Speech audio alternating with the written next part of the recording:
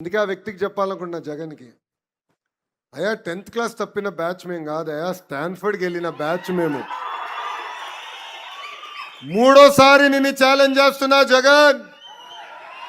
My dear Jagan, time date నువ్వు fix చేయి, చర్చకు నేను సిద్ధం, నువ్వు సిద్ధమా అంటున్నా.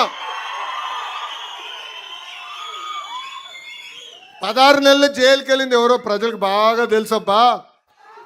దొంగ సొమ్ము పెట్టి దొంగ పేపర్ దొంగ ఛానల్ నడిపించింది ఎవడో కూడా ప్రజలకి బాగా తెలుసు.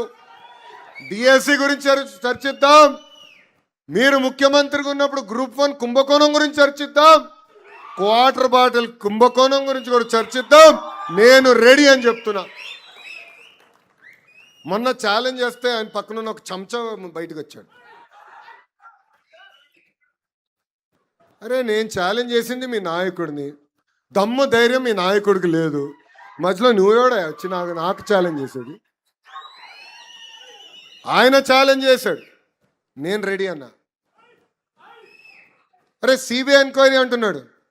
అరే సిబిఐ మీకు అంత ప్రేమగా ఉంటే ఎందుకు స్టే తెచ్చుకున్నావు అబ్బా బాబాయ్ హత్యలో?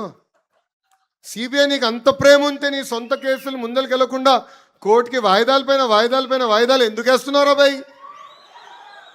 అవన్నీ మాకు కంపడట్లేదా, మర్చిపోతామా అనుకుంటున్నారా? నేను మళ్ళీ ఛాలెంజ్ చేస్తున్నా, ఐఎమ్ రెడీ. మీరు రెడీనా అని అడుగుతున్నా. ప్రజల్లో కూడా మీరు చెప్పండి, టీచర్లు కూడా చెప్పండి. ఎందుకంటే పిల్ల వేశారు. ఆ పిల్ల ఏం రాశారంటే ఈ 16,000 మంది టీచర్లు ఎవరైతే వచ్చారో వాళ్ళు మొత్తం తీసేయాలంట. 16,000 మంది టీచర్లు తీసేయాలంట. దాంట్లో ఎక్కువ నష్టపోయేది మన కర్నూలు జిల్లా. ఇది ప్రజలకి తెలియజేయాల్సిన బాధ్యత ఇక్కడున్న కార్యకర్తలందరిపైన ఉంది. ఆ పార్టీకి ఒక జబ్బు కూడా ఉందండి. ఆ జబ్బు పేరు తెలుసా మీ అందరికీ?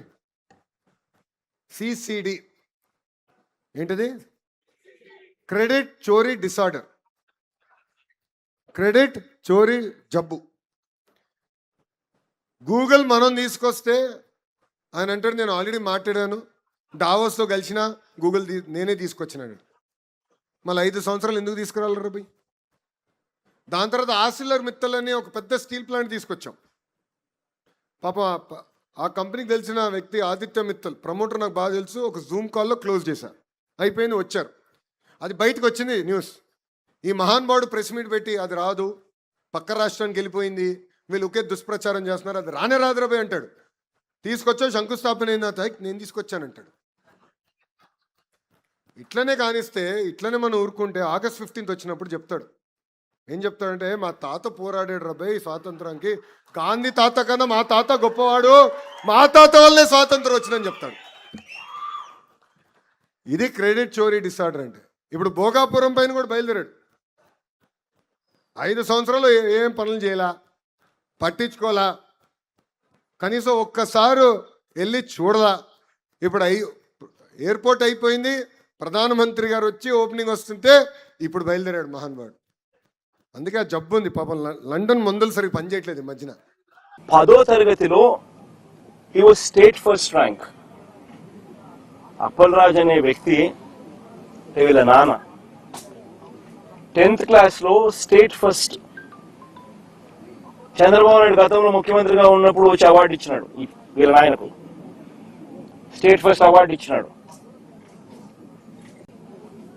చదువుల్లో ఆ స్థాయికి పోయిన వ్యక్తి తన సొంత కష్టం మీద డాక్టర్ అయ్యాడు.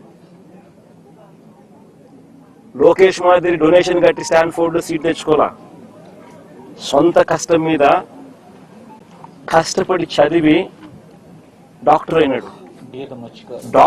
డాక్టరే కాదు, ఎండి కూడా చేశాడు, పోస్ట్ గ్రాడ్యుయేట్ కూడా, ఎండి కూడా చదివినాడు. చదివి ఒక మంచి డాక్టర్గా పేరు తెచ్చుకున్నాడు.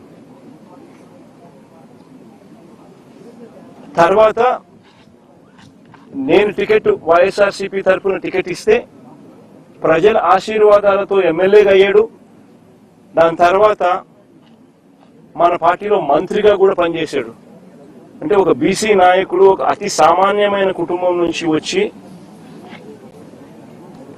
కష్టపడి చదివి మంచి డాక్టర్గా పేరు తెచ్చుకొని ఒక ఎమ్మెల్యే అయి ఒక మంత్రి అయి ఒక బీసీ నాయకుడిగా తాను ఎదిగితే అలాంటి మనిషిని ఫినిష్ చేయడం కోసం, క్యారెక్టర్ అసాసినేట్ చేయడం కోసం ఒక తప్పుడు కేసును, ఒక యాక్సిడెంట్ను ఒక కుట్రగాను, ఒక హత్యగాను దాన్ని వక్రీకరించి మలచి తన కెరియర్ను నాశనం చేయాలని, తన క్యారెక్టర్ను అసాసినేట్ చేయాలని, అప్పలరాజును నాశనం చేయాలి అని చెప్పి ఇంత దుర్మార్గపు ఆలోచన, ఆ దుర్మార్గపు ఆలోచన చేసే దాంట్లో కూడా కనీసం ఈ 18 ఏళ్ల పిల్లాడు, ఈ పిల్లోడి జీవితం నాశనం అవుతుందని కూడా కనీసం చంద్రబాబు నాయుడు ఆలోచన చేయడం లేదంటే నిజంగా అడుగుతా ఉన్నా. 80 ఏళ్ల వయసు వస్తా ఉంది చంద్రబాబు నాయుడు, మనిషి అన్నం తింటున్నాడా, గడ్డి తింటున్నాడా అని అడుగుతా ఉన్నా. అబ్సల్యూట్లీ రాజకీయాలను ఒక నీచమైన స్టేట్లోకి తీసుకొని పోవడం ఇది. నేను అడుగుతా ఉన్నా, ఒక్కొక్కరికి ఒక్కొక్క న్యాయం ఉంటుందా అని చెప్పి. కొన్ని తెలుగుదేశం పార్టీకి సంబంధించిన వాళ్ళకి ఎక్కడికైనా వాళ్ళు ఎవరైనా యాక్సిడెంట్లు చేసినా, వాళ్ళ పిల్లలు కానీ వాళ్ళ బంధువులు కానీ ఎవరైనా యాక్సిడెంట్లు చేస్తే, లేదా వాళ్ళే యాక్సిడెంట్ చేస్తే, వాళ్ళ కారులో ఉండగానే యాక్సిడెంట్ జరిగితే మొత్తం కుటుంబాన్ని కూడా ఇదే మాదిరిగానే కేసులు కట్టి అరెస్టులు చేసి కుట్ర కోణము, హత్య కోణం అని చెప్పి పెట్టే కార్యక్రమం జరుగుతుందా? చేస్తారా అని అడుగుతాను చంద్రబాబు నాయుడు గారిని. ఒక నిజంగా చేసేట్టుగా అయితే ఇచ్చాపురం టీడీపీ ఎమ్మెల్యే కారు ఢీకొని వృద్ధుడు మృతి. ఇచ్చాపురం ఎమ్మెల్యే స్వయంగా కారులో ఉండగానే కారు ఢీకొని వృద్ధుడు మృతి. ఇదే శ్రీకాకుళం జిల్లాలోనే నేను చెప్తా ఉన్నా, ఎక్కడికో బయటకు కూడా పోవడంలా.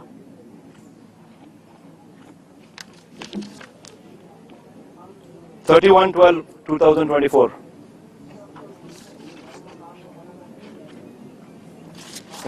ఇంకో కేసు కూడా ఏదో ఉంది కదా, పాతపట్నం ఎమ్మెల్యే మామిడి గోవింద్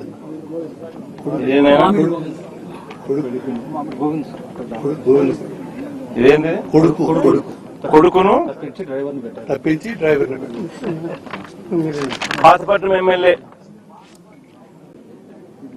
ఇదే జిల్లాలోనే, ఇదే తెలుగుదేశం పార్టీకి సంబంధించిన పాతపట్నం ఎమ్మెల్యేకి సంబంధించిన మరో కార్ యాక్సిడెంట్. మళ్ళీ వాళ్ళలో అక్కడ ఎవరిని అరెస్ట్ చేసినారు? ఒక్కొక్కరికి ఒక్కొక్క న్యాయం వర్తింపజేస్తే నిజంగా బతకదు, వ్యవస్థ అనేది బతకదు. ఒక చెడు విత్తనాలు నాటుతా ఉన్నారు. ఈ చెడు విత్తనాలు రేపొద్దున వృక్షాలు అవుతాయి. మీరు ఏదైతే నాటుతా ఉన్నారో రేపొద్దున అది ఒక వృక్షమై మొత్తం సిస్టమ్ ని నాశనం చేస్తుంది. అబ్సల్యూట్ గా అన్పార్డనబుల్, క్షమించరాని తప్పు ఇది. నిజంగా యాక్సిడెంట్ జరిగితే అసలు యాక్సిడెంట్ జరిగినప్పుడు 108 ఫోన్ చేసింది కూడా ఈ పిల్లోడే. 108 ఫోన్ చేసింది ఈ పిల్లోడే. మరి నిజంగా చెడు ఉద్దేశం ఉంటే ఈ పిల్లోడు ఎందుకు 108 ఫోన్ చేస్తాడు? 108కు ఈ పిల్లోడు ఫోన్ చేయడమే కాదు, సిపిఆర్ కూడా, అంటే వాళ్ళ నాన్న డాక్టర్ కాబట్టి ఈ పిల్లోడు కూడా చూసి సిపిఆర్ చేస్తే, అంటే చెస్ట్ సిపిఆర్ అంటే ఫుల్ చెస్ట్ హార్ట్ పంప్ చేసే సిపిఆర్ది వాళ్ళ ఆయన చేయడం చూసి ఆరాటపడి ఆ మనిషిని బతికించారని చెప్పి సిపిఆర్ కూడా చేసినాడు అందరి ముందర. జరిగేదంటే అందరి ముందర జరుగుతాన్న విషయాలే. అంటే ఆ మనిషిని కాపాడడం కోసం తాపత్రయపడ్డాడు. 108 ఫోన్ చేసినాడు. మన పోలీసులకు ఆ తర్వాత ఇన్ఫార్మ్ చేసింది కూడా ఈయన ఆయనే. మరి ఎవరైనా కూడా దాన్ని కప్పాలనో ఇంకొకటి చేయాలని ఎవరు తాపత్రయపడాల. ఒక అన్ఫార్చునేట్ ఇన్సిడెంట్ జరిగింది. ఒక అన్ఫార్చునేట్ ఇన్సిడెంట్ లో అందరూ కూడా కాపాడే ప్రయత్నమే చేస్తున్నారు తప్పనిచ్చి, దానికి బాధపడుతున్నారే తప్పనిచ్చి అయితే ఎవరు కూడా వాళ్ళ తప్పు లేదు. పాపం చేయగలిగింది ఏముంది? దాన్ని రాజకీయం చేయడం కోసం అని చెప్పి ఎంత దారుణంగా వీళ్ళు బిహేవ్ చేస్తా ఉన్నారు అని అంటే నిజంగా ఆశ్చర్యంగా అనిపిస్తుంది నాకైతే. ఇదే చంద్రబాబు నాయుడు గారు, నేను అడుగుతా ఉన్నా, ఈయన చేసింది ఏంది? యాక్సిడెంట్ లో మరణించిన ఆ వ్యక్తి, యాక్సిడెంట్ లో గొర్రెలు కాపరి మరణిస్తే దాన్ని రాజకీయం చేసేందుకు చంద్రబాబు నాయుడు ఏం చేసినాడు? పాఠశాలదని యాదవ్ మంత్రిని పంపిస్తాడు ఇక్కడికి. పాఠశాలదని ఒక యాదవ్ మంత్రి ఇక్కడికి వచ్చి ఈడ ర్యాలీలు చేయిస్తాడు. కులాల మధ్య చిచ్చు పెట్టేదానికి. ధర్మమేనా ఇది? అంటే ఏ పక్కైనా మత్స్యకారుడే కదా, అంటే ఇల్లు కొట్టుకొని సావని ఆయన. అంటే ఏం తప్పు చేసినాడు ఈ పిల్లోడు? ఒక యాక్సిడెంట్ జరిగింది, పొరపాటున జరిగింది. జరిగిన దానికి నిజంగా మనసులో ఎవరైనా ఉంటే వీళ్ళతో వాళ్ళతో ఇద్దరితో కూర్చోబెట్టుకొని పొరపాటు జరిగిందమ్మా, కాంపెన్సేషన్ ఇంతకన్నా ఇంత ఎక్కువ ఇస్తామమ్మా, నీ కుటుంబాన్ని పూర్తిగా మేమే అన్ని రకాలుగా చూసుకుంటామమ్మా అని చెప్పి వీళ్ళతో భరోసా ఇప్పించాలి. నిజంగా అప్పలరాజు కూడా ఆ పని కూడా చేయడానికి కూడా ముందు కూడా పోయినాడు పాపం, మంచి ఉద్దేశంతో మంచి మనసుతోనే. ఇప్పుడు వీళ్ళు ఏం చేస్తా ఉన్నారు? దీన్ని రాజకీయం చేసి చెడగొట్టి వాళ్ళకి జరిగే మంచి కూడా జరగకోకుండా రాజకీయంగా ఒక యాదవ్ మంత్రిని ఇంటికి పంపించి ఒక యాదవ్ను అప్పలరాజు అంటే ఓ మత్స్యకారుడు ఈ పిల్లోడు 18 ఏళ్ళ పిల్లోడు కుట్ర చేసినాడంట, హత్య చేసినాడంట.